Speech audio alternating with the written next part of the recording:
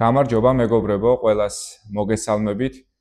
ახალი წელი ნაცმოძრაობამ, ახალი დეზინფორმაციის გავრცელებით დაიწყო. ამ შემთხვევაში გამოირჩევა რომან გოცირიძე, რომელიც გვედავება თითქოს რატო გავაუქმეთ ინტერაოსთან არსებული კაბალური ხელშეკრულება და აკრიტიკებს იმ გადაწყვეტილებას, რომელიც არბიტრაჟმა მიიღო. პირველ რიგში უნდა ვთქვათ ის, რომ არბიტრაჟის მიერ დაკისრებული გადასახდელი თანხა, რაც არის საქართველოს მიერ გადასახდელი, გაცილებით ნაკლები ტვირთია ბიუჯეტისთვის და მით უმეტეს თითოეული მოქალაქისთვის, ვიდრე იქნებოდა ამ ხელშეკრულების შენარჩუნება. ნაცმოძრაობა თავის ხელისუფლებაში ყოფნის დროს არაერთ სტრატეგიულ ობიექტს გადასცემდა რუსეთს და ამის დადასტურება არის ინტერაოსთან გაფორმებული კაბალური ხელშეკრულებაც.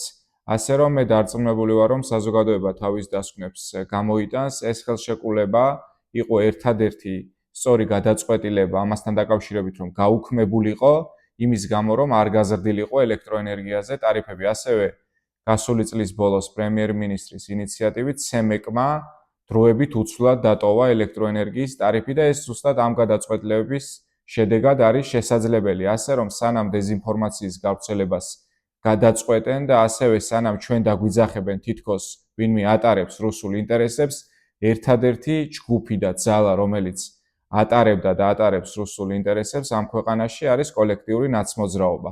ეს არის ინფორმაცია, რომლის მოწოდებაც მინდოდა, გისურვებთ წარმატებებს.